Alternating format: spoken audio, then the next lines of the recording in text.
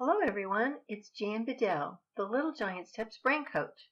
Welcome back to this week's Brain Coach tip entitled, I Said Hold Your Pencil Right. First, I want to thank you for coming. There seems to be an ever-increasing number of you, and I appreciate your confidence in me to spend your valuable time here at Brain Coach Tips. It's our goal to get the word out about the life-changing effects of the NeuroDevelopmental Approach for life.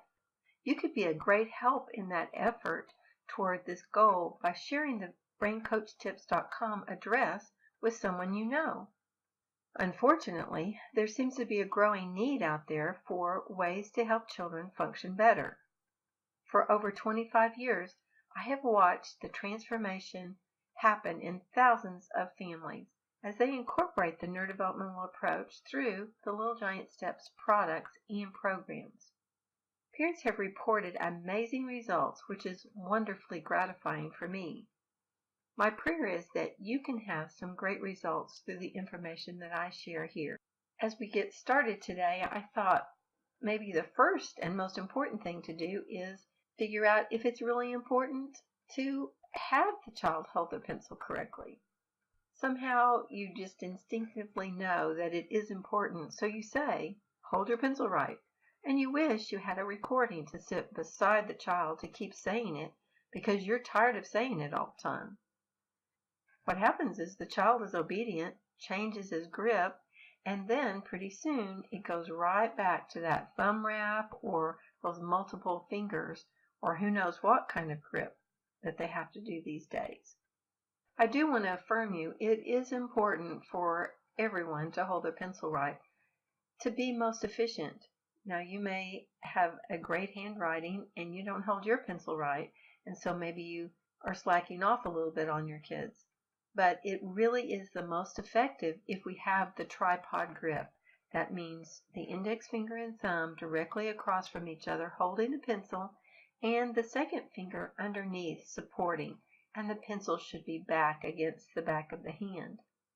This will make it the most efficient for all the strokes that you have to do, and so their hand won't get tired.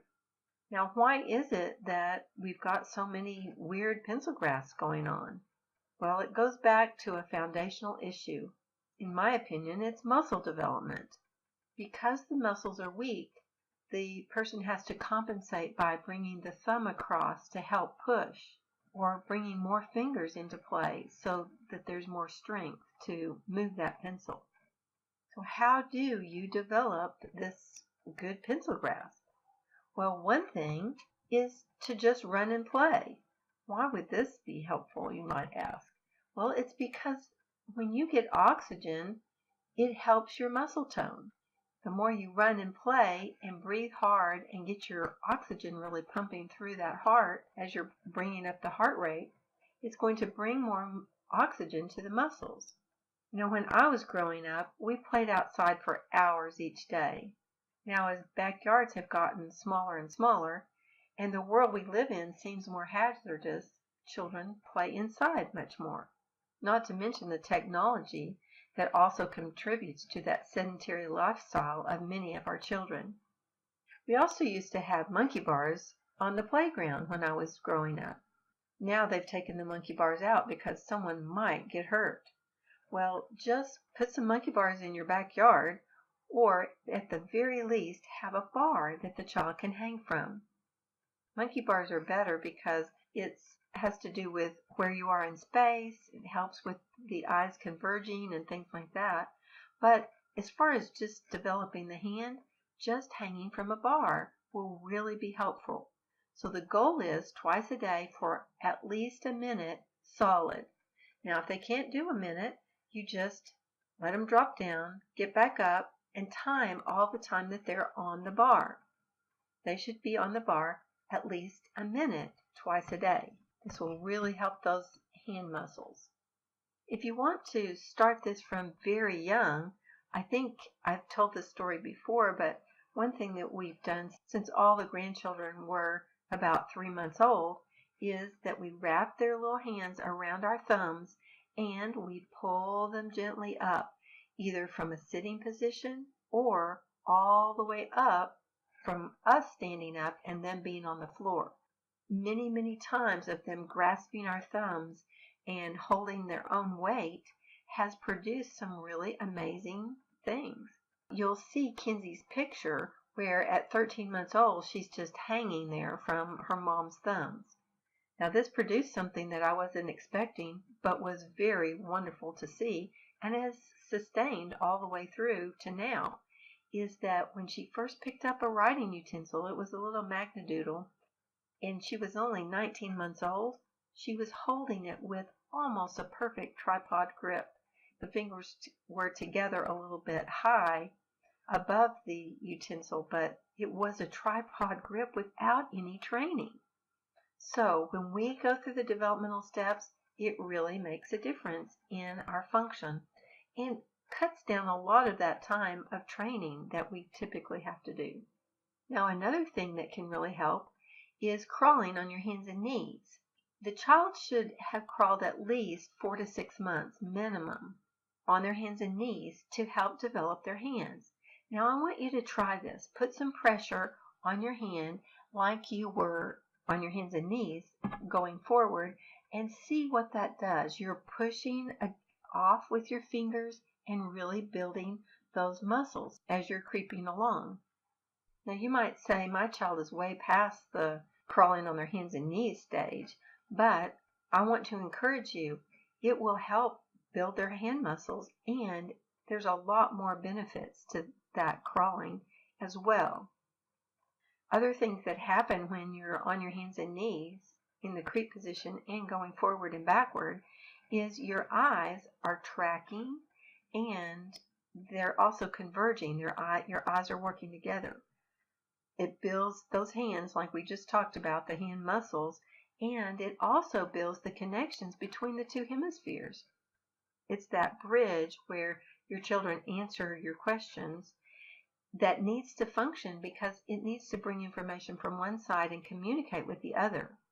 If you haven't heard podcast number 8 or 9, I would encourage you to go back and check that out because in Foundations of Learning Styles, I talk about this.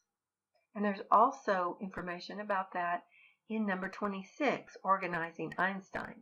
And even if your child is not gifted range, there's very helpful information there. You know, it just really seems cruel to ask someone to do something that they're really physically not able to do well.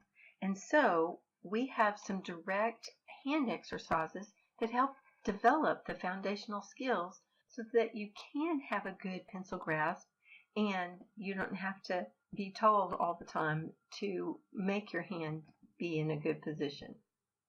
Two very strategic things that need to happen is you need to have flexors and extensors. That means flexors are the ones that close your hand like if you were squeezing a ball.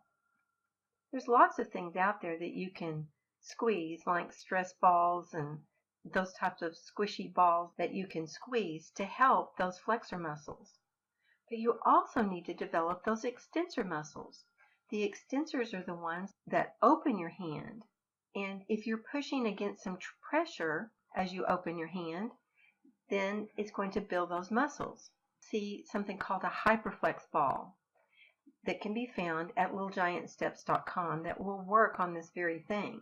What you do is turn that ball inside out so the spiky stuff is on the outside, and you put the child's hand fully in to the ball, and then they open it against that pressure of that flexible ball. So they're pushing out against that pressure for twice a day for 1 minute is really good. Also, you want to develop that cortical opposition. That means the pad to pad of the index finger and the thumb. You want to develop that strength.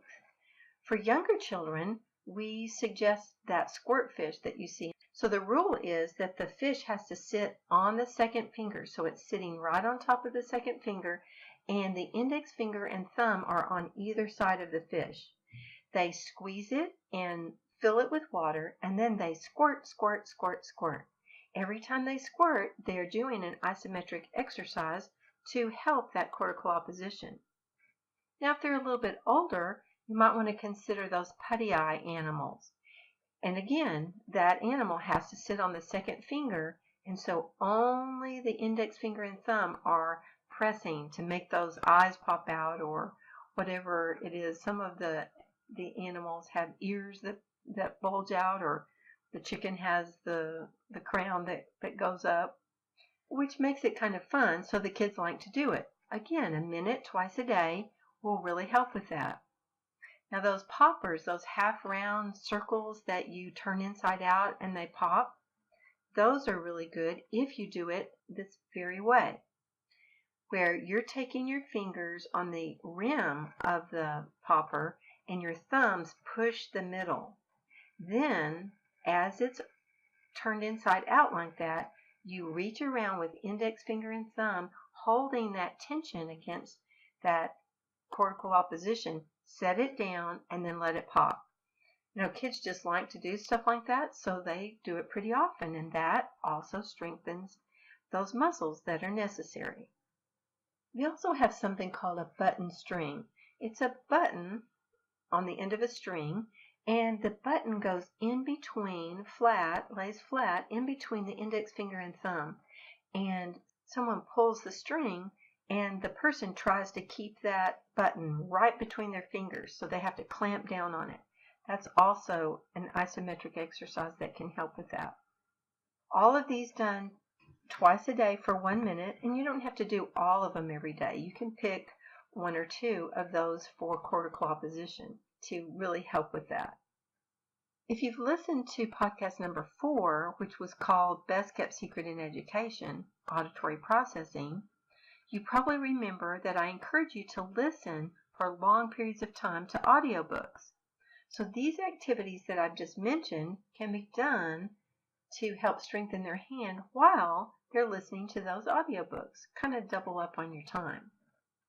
We also have these hand strengthening and pre-writing skill type activities built into the NeuroDevelopmental preschool program called Early Learning Foundations. Level 1 is for 3 to 4-year-olds. And in this program, you've got brain organization activities, pre-math, pre-writing, and readiness activities, just like the ones we've talked about, to build a solid foundation in brain development.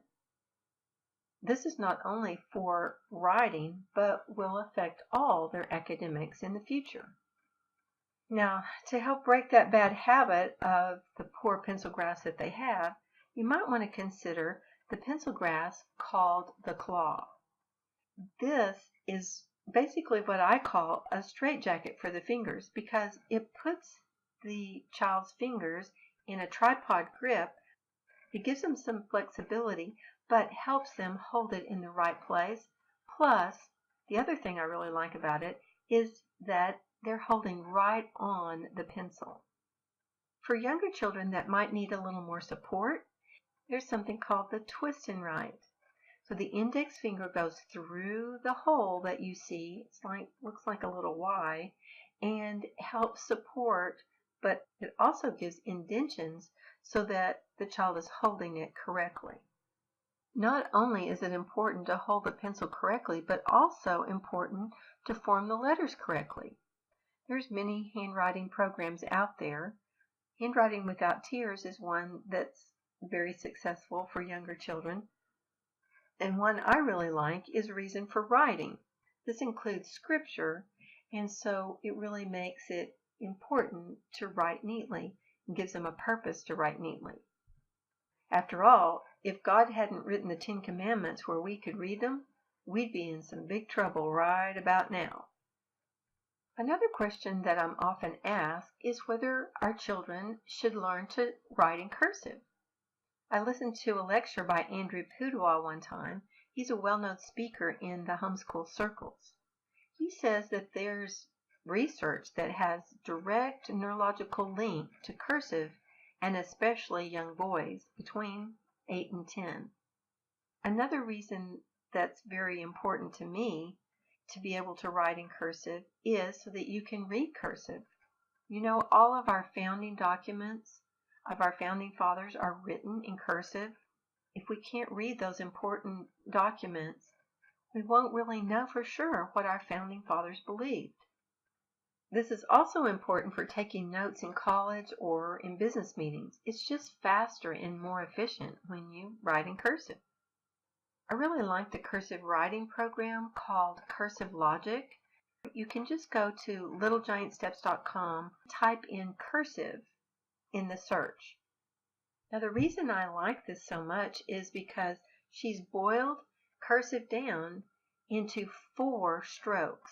So she teaches all the lowercase letters of cursive with 4 different strokes that are going in between each one of the letters. So it makes a lot of sense. It goes really fast. And she's got some great practice for them as well. I don't know if you've thought about this before or not, but the muscles that you develop for handwriting are also used for holding your eating utensils correctly and affect the child's ability to do fine motor activities like buttoning and zipping and tying their shoes. When those pathways from the deep pressure on the hand and arm, that activity when those are helping those pathways to be complete from the brain to the hand, they can really do well using their hands. I also want to encourage you to check back in the near future for a mini program for handwriting that would specifically target these skills that you need for good handwriting. This would be a set of activities that would be recommended, and it would have what we call web training, where you see a video instruction of how and why you're doing what you're doing, and a video demonstration with a child.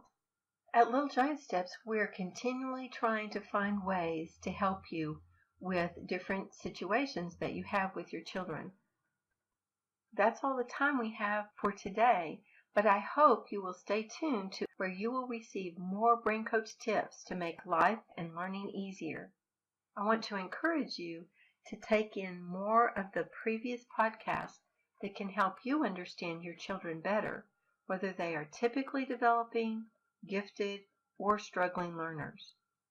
Neurodevelopment is a dynamic approach to life at any age. So think differently. The solution is not in the problem. Until next week, it's the Brain Coach signing off.